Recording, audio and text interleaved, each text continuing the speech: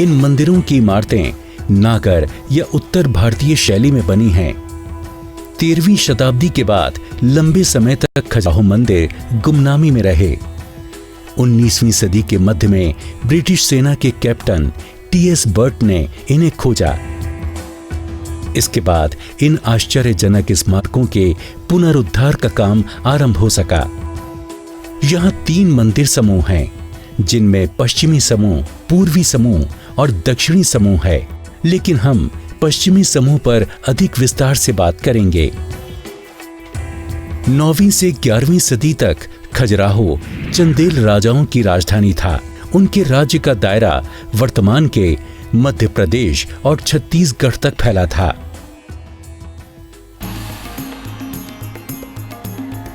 इस परिसर में लगभग 85 मंदिर हैं, जिनमें से वर्तमान में केवल 20 ही शेष हैं। ये माना जाता है कि प्रत्येक चंदेल राजा ने अपने जीवन काल में कम से कम एक मंदिर बनवाया था।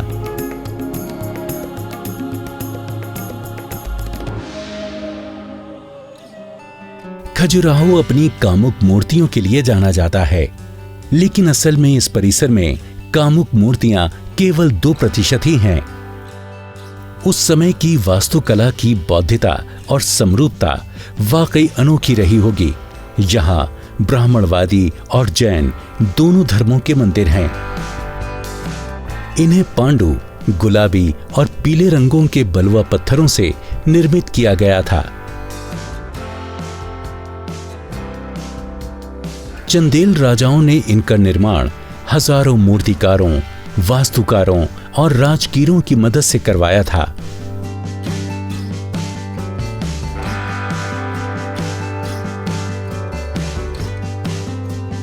इस परिसर की इमारतों का निर्माण नागर शैली में किया गया था।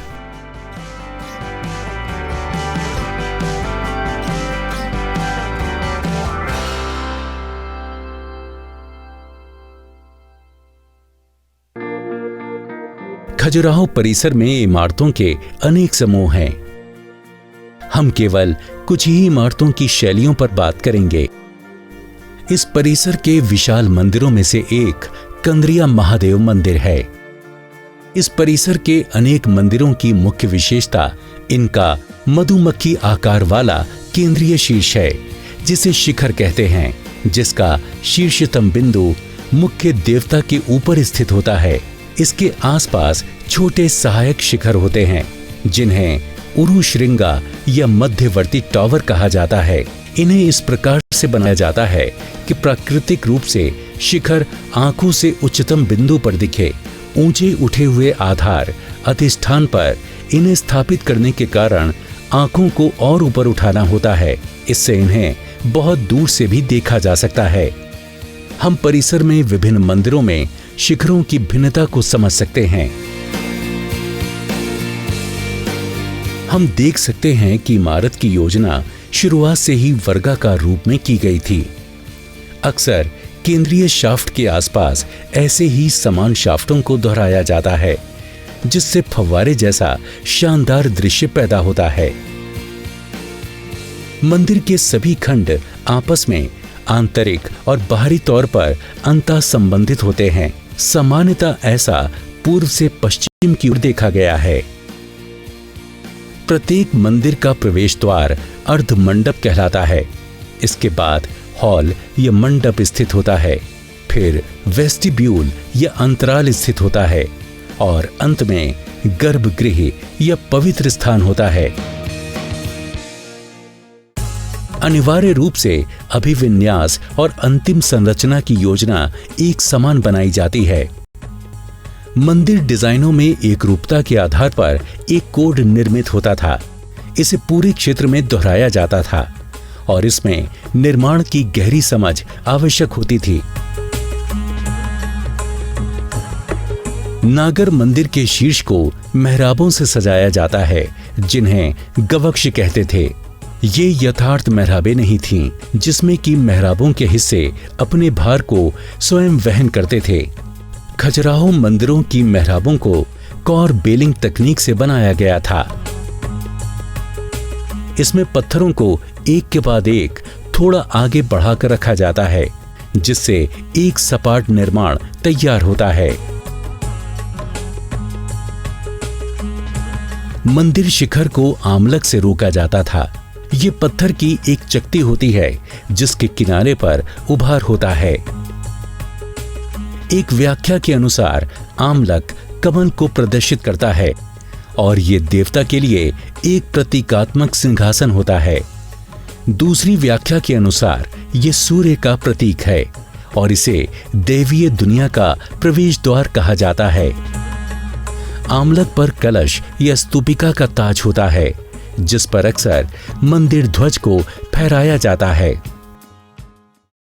इमारत की एक और खासियत प्रवेश करने वाला बरामदा है जिसमें विशाल हॉल या महामंडप है। अंतराल मंदिर के मुख्य हॉल और गर्भगृह के बीच परंपरागत स्थान है। गर्भगृह में मंदिर के मुख्य देवता का आवास है। खजुराहो में इन स्थानों पर बाहरी पैनल पर श्रृंगार कला की मूर्तियां देखी जा सकती हैं। यहाँ के जल स्रोतों के निर्माण में जल प्रबंधन प्रणाली की उच्च वैज्ञानिक समझ को देखा जा सकता है। अन्य मंदिरों की भांति यहाँ भी पास में जल स्रोत थे। इन जल स्रोतों में शिव सागर, प्रेम सागर और निनोरा ताल भी शामिल है। सभी मंदिरों में परिष्कृत जल निकासी संरचनाएं भी हैं जिससे पानी बाहर निकल जाता है।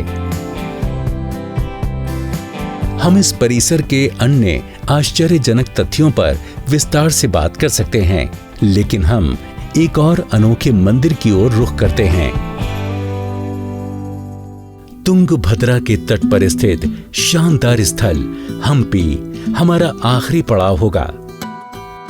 ये शहर विजयनगर साम्राज्य की राजधानी था, जिसके राजाओं ने 14वीं से 16वीं सदी तक शासन किया। इस शहर की धरोहर किलों, मंदिरों, तीर्थ स्थान, हॉलों, अस्तबलों और जल संरचनाओं के शेष बचे 1600 अवशेष हैं। ये एक विशेष उदाहरण है कि किस प्रकार एक मंदिर शहर का केंद्रीय बिंदु था, जिसके आसपास जल स्रोत, बाजार और बस्तियां बसी थीं। आज हम्पी में चट्टानों की प्रचुरता है। लाखों पत्थरों ने हम्पी के भूगोल को आकार दिया है। यहां तक कि आज भी इस स्थान पर पत्थरों का उत्खनन देखा जा सकता है। यहां पर मुख्य पत्थर ग्रेनाइट है।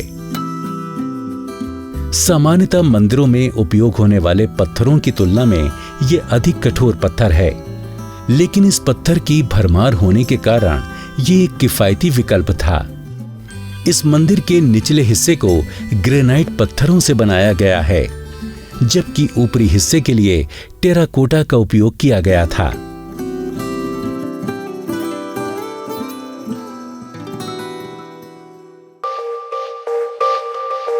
चलिए हम्पी की संरचनाओं को थोड़ा विस्तार से समझने की कोशिश करते हैं। मंदिर परिसर में आयताकार बाड़े के अंदर प्रत्येक दीवार के मध्य में गोपुरों की श्रृंखला है और आयत के मध्य में सबसे महत्वपूर्ण मंदिर है। इस स्थान पर बड़े और छोटे मंदिर हैं। यहाँ के मुख्य मंदिरों में विरूपक्ष, कृष्णा, अच्युत राय और विट्ठल मंदिर हैं। विशाल मंदिरों में एक मुख्य मंदिर है। अलग अलग समारोहों के लिए एक मंडप भी है। ये सभी प्रकर या 4 दीवारी से घिरे हैं। इनके प्रवेश द्वार को गोपुर कहते थे। गोपुर के सामने 500 से 1000 मीटर तक मंडपों से घिरा एक लंबा रास्ता दिखाई देता है और इसके दाईं तरफ एक तालाब है। इस रास्ते का बाजार और मंडपों का दुकानों के रूप में उपयोग होता था। हम्पी के बाजार की गलियां 32 मीटर चौड़ी और लगभग 728 मीटर लंबी थीं। ये विरूपक्ष मंदिर से लेकर मतंग पहाड़ी तक फैली थीं। इन पर शानदार घर और सुंदर मंडप निर्मित थे।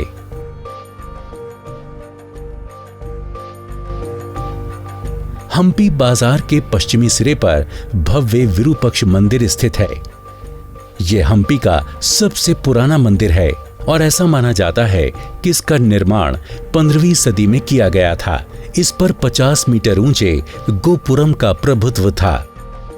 इस क्षेत्र के मंदिरों की विशेषताओं में विशाल आकार, बंद बाड़े और सुंदर शिखर और सजावटी स्तंभों से संपन्न प्रवेश द्वार शामिल हैं।